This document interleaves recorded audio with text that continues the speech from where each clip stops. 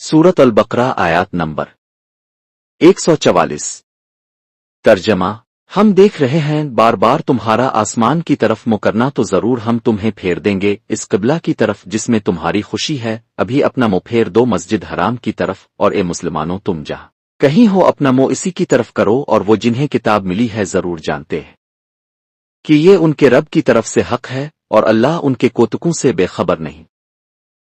तफसीर सिरातुल जनान। तर्जमा: बेशक हम तुम्हारे चेहरे का आसमान की तरफ बार बार उठना देख रहे हैं।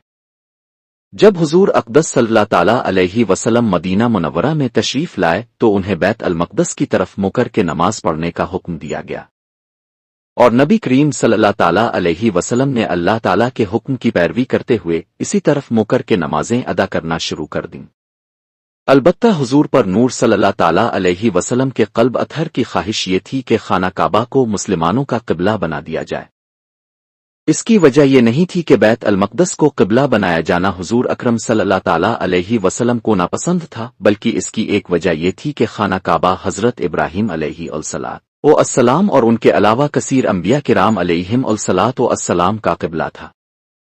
और एक वजह ये थी बैत अल मक़दस की तरफ मुँह करके नमाज पढ़ने की वजह से यहूदी फ़ख्र और गुरूर में मुब्तला हो गए और यूं कहने लगे थे कि मुसलमान हमारे दीन की मुखालफत करते हैं लेकिन नमाज हमारे क़िबला की तरफ मुँह करके पढ़ते हैं। चुनांचे एक दिन नमाज की हालत में हुजूर अक़दस सल्लल्लाहु ताला अलैहि वसल्लम इस उम्मीद में बार बार आसमान की तरफ देख रहे थे कि क़िबला की तब्दीली का हुक्म आ जाए। इस पर नमाज के दौरान ये आयत करीमा नाजिल हुई जिसमें हुजूर अनवर सल्लल्लाहु ताला अलैहि वसल्लम की रज़ा को रज़ाए इलाही करार देते हुए और अब सल्लल्लाहु ताला अलैहि वसल्लम के चेहरा अनवर के हसीन अंदाज को कुरान में बयान करते हुए अब सल्लल्लाहु ताला अलैहि वसल्लम की ख्वाहिश और खुशी के मुताबिक खाना काबा को क़िबला बना दिया गया। चुनांचे अब सल्लल्लाहु ताला अलैहि वसल्लम नमाज ही में खाना काबा की तरफ फिर गए। मुसलमानों ने भी अब सल्लल्लाहु ताला अलैहि वसल्लम के साथ इसी तरफ रुख किया और ज़ोहर की 2 रकतें बैत अल मक़दस की तरफ हुईं और 2 रकतें खाना काबा की तरफ मुँह करके अदा की गईं। खुदा चाहता है रज़ाए मोहम्मद सल्लल्लाहु ताला अलैहि वसल्लम। इस आयत से मालूम हुआ कि अल्लाह तबारक व तआला को अपने हबीब सल्लल्लाहु ताला अलैहि वसल्लम की रज़ा बहुत पसंद है, और अल्लाह ताला अपने हबीब सल्लल्लाहु ताला अलैहि वसल्लम की रज़ा को पूरा फरमाता है। इमाम फ़ख्र अल-दीन राज़ी रहमतुल्लाह ताला अलैहि फरमाते हैं, बेशक अल्लाह ताला ने अपने हबीब सल्लल्लाहु ताला अलैहि वसल्लम की वजह से क़िबला तब्दील फरमाया, और इस आयत में यूं नहीं फरमाया कि हम तुम्हें इस क़िबला की तरफ फेर देंगे जिसमें मेरी रज़ा है, बल्कि यूं इरशाद फरमाया। तर्जमा: तो जरूर हम तुम्हें इस क़िबला की तरफ फेर देंगे जिसमें तुम्हारी खुशी है।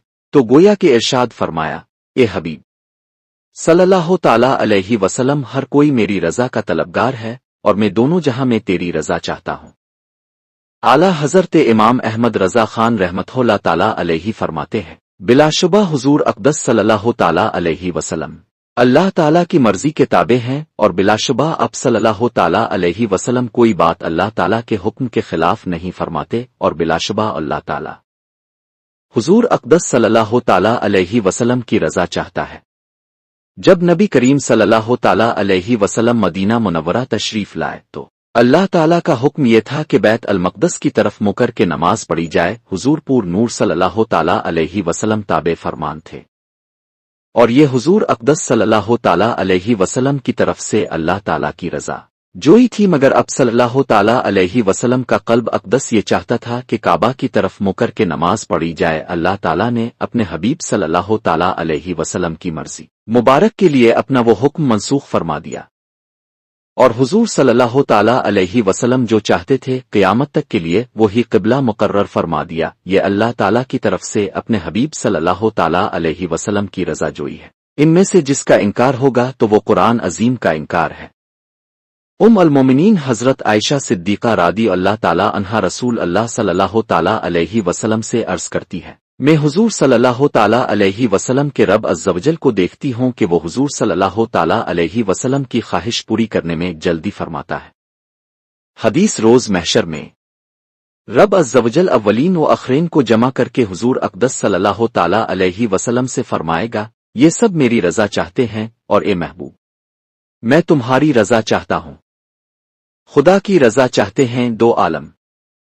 खुदा चाहता है रज़ाए मोहम्मद نیز جس طرح اللہ تعالیٰ نے اپنے حبیب صلی اللہ تعالیٰ علیہ وسلم کی خوشی کے لیے تا قیامت کعبہ کو مسلمانوں کا قبلہ بنا دیا، اسی طرح اب صلی اللہ تعالیٰ علیہ وسلم کی خوشی کے لیے اب کی امت پر 50 نمازوں کو کم کر کے 5 فرض کی گئیں۔ اب صلی اللہ تعالیٰ علیہ وسلم کی خوشی کے لیے بدر و حنین میں فرشتے اترے۔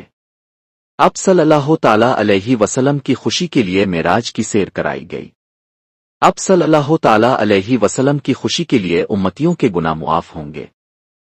اب صلی اللہ تعالیٰ علیہ وسلم کی خوشی کے لیے اب صلی اللہ تعالیٰ علیہ وسلم کو حوض کوثر عطا ہوا۔